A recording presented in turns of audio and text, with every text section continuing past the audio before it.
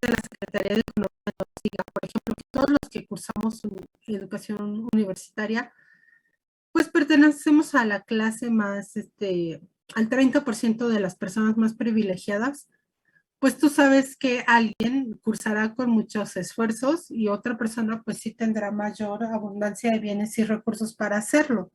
Entonces, incluso entre nosotros habrá quien diga, bueno, mi familia tiene casa, otro dirá, bueno, yo rento, otro dirá, bueno, mi familia tiene casa y otro auto y a lo mejor hasta casa en algún otro lugar, ¿no?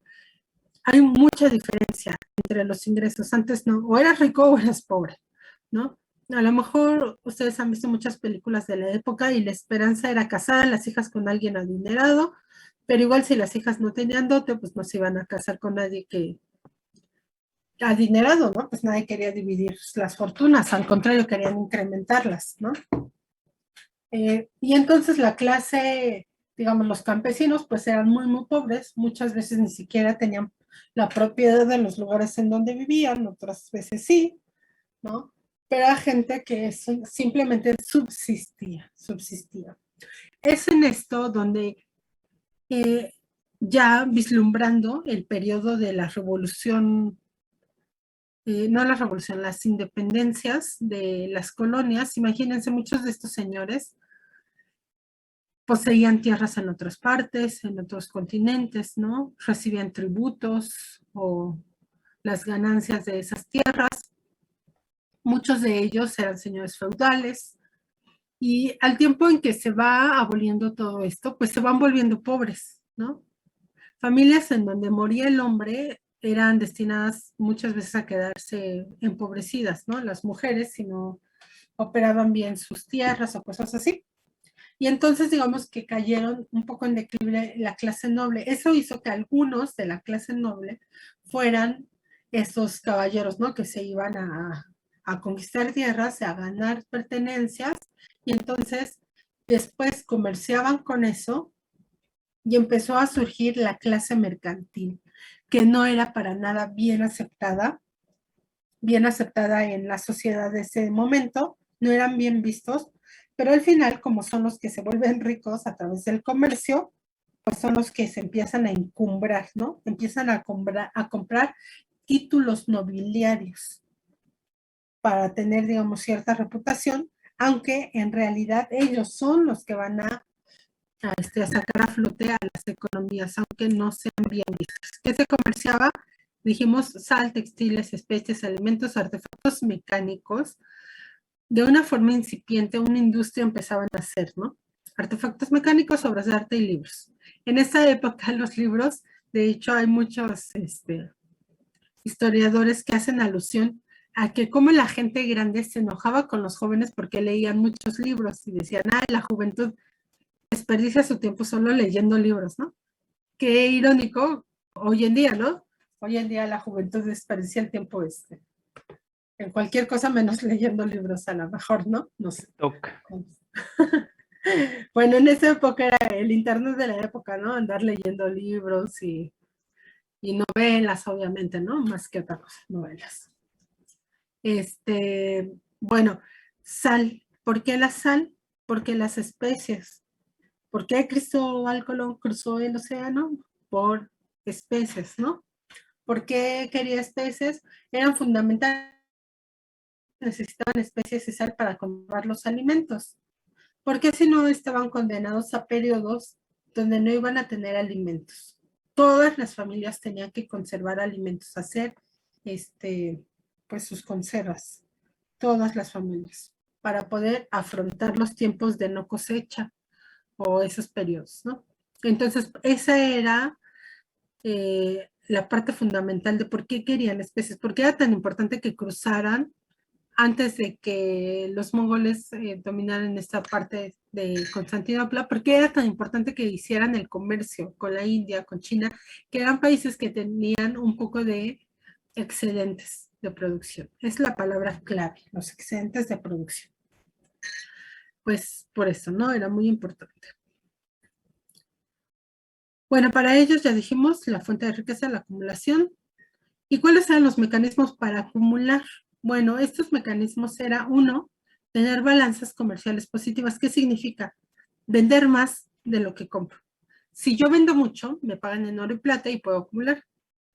Y si compro poco, o lo que yo compre, lo tengo que pagar con oro y plata. Entonces me conviene comprar poco para que no salga oro y plata y vender mucho para que entre oro y plata. A eso se refiere una balanza comercial, la diferencia entre exportaciones menos importaciones. Siempre X exportaciones tienen que ser mayor a las importaciones. Esa es una balanza comercial positiva. Con esto aseguraban que no iba a salir el oro y la plata y que sí iba a entrar el oro y la plata. Bueno, ¿qué otra cosa querían o buscaban hacer para generar riqueza? Tener excedentes de producción. Pues, ¿qué voy a vender si apenas tengo economías de subsistencia, no? Apenas lo que produzco es para mí. Pues, ¿qué voy a vender? No voy a poder vender nada. Entonces, buscaban tener excedentes siempre. ¿Cómo lograban estos excedentes? Pues a través de la explotación de sus colonias, ¿no? Tampoco es como que ellos se hubieran vuelto más productivos, sino que tenían otra región productiva a la cual explotar, ¿no? Bueno, la siguiente, explotación y sometimiento de los pueblos, evidentemente. Y la siguiente, políticas de Estado proteccionistas. ¿A qué se refiere? Aplicaban impuestos a los productos importados. Estos impuestos se llaman aranceles. Es decir, si tú querías comprar algo de afuera, le ponían un incentivo negativo, un impuesto para que no quisieras, para que prefieras las cosas que producía tu país, el producto nacional. Esto actualmente es conocido como subsidios y nacionalismo, pero aquí tiene su origen. ¿Por qué? Pues por la misma lógica. Si tú compras de afuera, hay desahorro y entonces eso perjudica a la economía nacional. Bueno, esto da origen a esta nueva clase social que van a ser los mercaderes y banqueros. En este momento se cree que el comercio, la mercadería, es lo que genera riqueza a través de la acumulación de oro y plata. Tampoco existían los banqueros, aquí es donde nacen los banqueros. ¿Alguna vez han oído hablar de los Medici de Italia? No, nunca. No, Los Medici. Medici. Bueno, estos Medici eran conocidos así, no es el apellido de la familia, pero eran médicos y después se vuelven banqueros. Y después de eso se vuelven gente de la nobleza y después de eso casi reyes, ¿no? ¿Por qué? Por la acumulación empieza a surgir la clase de los banqueros, ¿no? Ahora obviamente eran usureros, ¿no? Prestaban con grandes tasas de interés, prestaban mercancía, ¿no? Y se empiezan a volver ricos gracias a eso. Y mucha gente que de la nobleza que cae en desgracia, pues cae en manos de los banqueros. Bueno, muy bien. Vamos a continuar con la otra. La otra escuela es mucho más breve. La fisiocracia ya es en los años 1800, estamos hablando, justamente en Francia, 1700 a 1800 es cuando tiene su auge. Justamente en Francia durante esta época, recordemos, hagamos un poquito de memoria histórica de lo que aprendimos alguna vez en la vida, la Revolución Francesa, ¿no? Que termina con la monarquía, instaura la república. Y bueno, aquí, antes de que eso suceda, hay un hombre llamado François Quesnel, que está degollado aquí en mi diapositiva, creo que en otra diapositiva sí sale completo, François Quesnel, él tiene un libro, una idea, aquí está, W Economique, ahí está, disculparán mi francés, no es bueno, W Economique, postulado de él dice que la riqueza no está en acumular metales, sino en la agricultura, porque dice, si tú generas productos agrícolas, te sirve para vender. Si tú vendes, pues tienes oro y plata. Pero también te sirve para comer. Si tú comes, pues sobrevives. Y si sobrevives, trabajas y sigues trabajando y generando, ¿no? Entonces, el secreto es la agricultura. Todo lo que tenga que ver con la agricultura es el secreto, no la acumulación, porque la acumulación no llega por sí misma. Si no tienes excedentes, no puedes acumular. Pero si no tienes tierra, no puedes tener excedentes, ¿no? Entonces la lógica es, pues todo deriva en la agricultura, ¿no? Eso va a ser la idea de la fisiocracia. Mentalidad de megalodón. Bueno, ahí está. La fisiocracia es esta escuela del pensamiento económico que se basa en la existencia de una ley natural. Aparte, afirmaba él en su tablón económico, bueno, como en su artículo, ¿no? Afirmaba que no debería existir la intervención del Estado, como en el caso del mercantilismo, que había un proteccionismo del Estado y una regulación del gobierno, de la monarquía, ¿no? La monarquía regulaba todo, absolutamente todo. Aquí, François dice, no, debe haber un libre mercado. La primera vez que vamos a escuchar esto del libre mercado. Él va a decir, el mercado se rige como por una ley natural que va acomodando todo. O sea, el gobierno no tiene que decir a los mercaderes, ahora vendan esto, vendanlo a tal precio, súbale, bájale, tráigalo, llévenlo acá, produzcan tanto. No, porque el mercado se va acomodando solo. Lo que en el futuro le vamos a llamar oferta y demanda, pero en este momento ellos solamente le están llamando ley natural del mercado que se regula, ¿no? Afirmando que si no hay intervención del gobierno, el mercado actúa a la perfección, ¿no? Pues el gobierno solo que cubre los impuestos y ya. No tiene nada más que hacer en las decisiones de mercado, qué, cómo, dónde, cuánto producir. No, no, nada de eso. Bueno, el origen de esta palabra fisiocracia viene de una palabra griega que quiere decir gobierno de la naturaleza. Ellos consideran que toda la riqueza proviene de la tierra. Solo la agricultura produce más de lo que necesita para sostener a los que se ocupan en ella. Es decir, produce tanto como para sostenerse y generar excedentes, dijimos.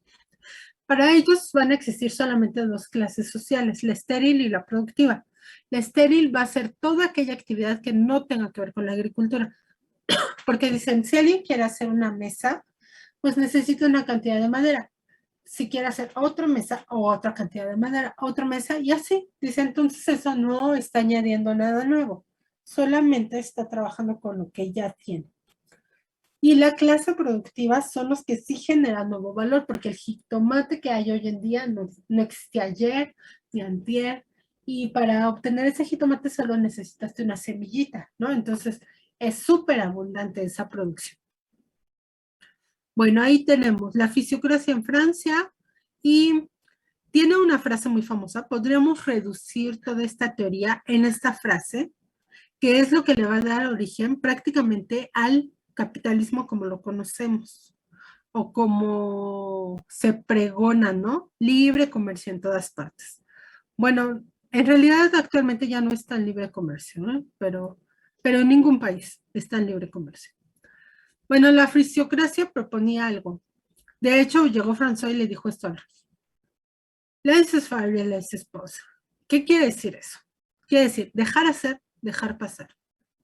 Deja que el mercado se mueva solo.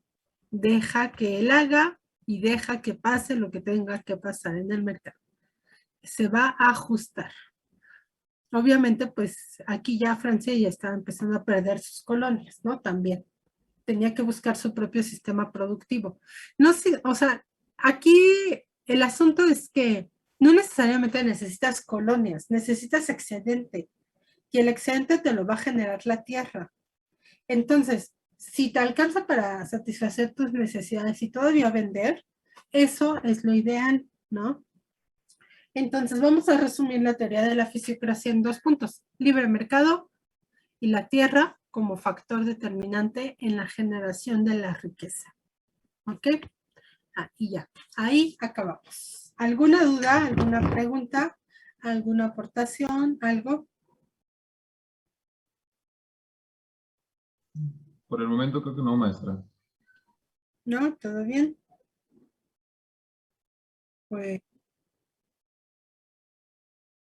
bueno, chicos, muy bien. Todo muy bien, entonces, perfecto. Aquí nos quedamos esta clase y nos vemos la siguiente clase ahora con la escuela clásica, por favor. Cuídense.